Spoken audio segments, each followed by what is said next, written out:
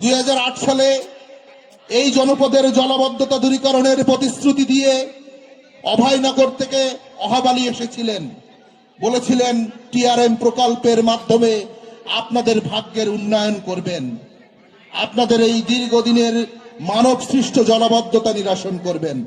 তিনি এমপি হয়েছিলেন, তিনি হুইপ হয়েছিলেন, তারপরে তিনি চলে গেছেন এই অঞ্চলের মানুষকে ছেড়ে।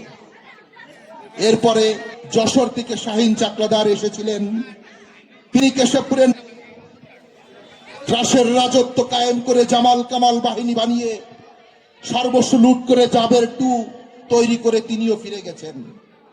এই সন্ত্রাসী অভয়ারণ্যকে প্রতিহত করার জন্য হাতুড়ি বাহিনী কথা দিয়েছিল আমরা ভালো হয়ে যাব, কিন্তু তারা ভালো হয়নি। তারা এমপি হওয়ার পরের দিনই সুবিধা বঞ্চিত মানুষের উপর আবার আঘাত নেমে এসেছে।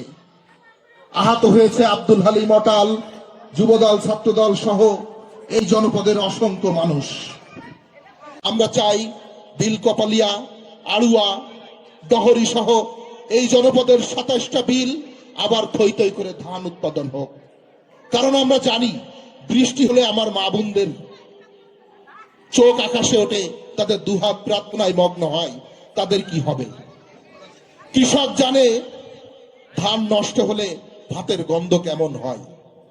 কাজেই এই জনপদের দুঃখ নিরসনের জন্য সত্যিকার অর্থে আপনাদের সঠিক ব্যক্তিকে নির্বাচন করতে হবে। 12টা এমপি চলে গেছে, কেউ কথা রাখেনি, কেউ কথা রাখে না। সরকারি পৃষ্ঠপোষকতায় মডেল মসজিদ নির্মাণ হওয়ার কথা ছিল, আধুনিক মন্দির হওয়ার কথা ছিল। সেই সরকারি টাকা লুটপাট খেয়ে এই জনপদ ছেড়ে চলে গেছেন, কারণ কেউই এই জনপদের মানুষ ছিলেন না। কিন্তু এর ভিতরে ব্যতিক্রম হিসেবে কথা রেখেছেন জননেতা জনাব আবুল হোসেন আজাদ। তিনি ইতিমধ্যে ভদ্রা বিল, বুড়ি ভদ্রা, অপর ভদ্রা এবং ভদ্রার খাল খননের মধ্য দিয়ে এই জনপদের দীর্ঘদিনের সুবিধা বঞ্চিত, ভাগ্য বঞ্চিত মানুষের উন্নয়নে তিনি কাজ শুরু করেছেন।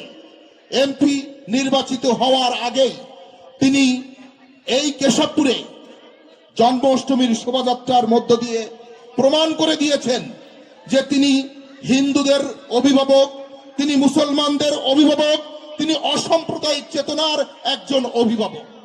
কাজেই আস্থা রেখেছেন ত্রিমোহিনী, আস্থা রেখেছেন সাগরদাড়ি, আস্থা রেখেছেন মজিদপুর, আস্থা রেখেছেন মঙ্গলকোট, শুক্লাকাটি, এই 144টি জনপদের সর্বস্তরের মানুষ।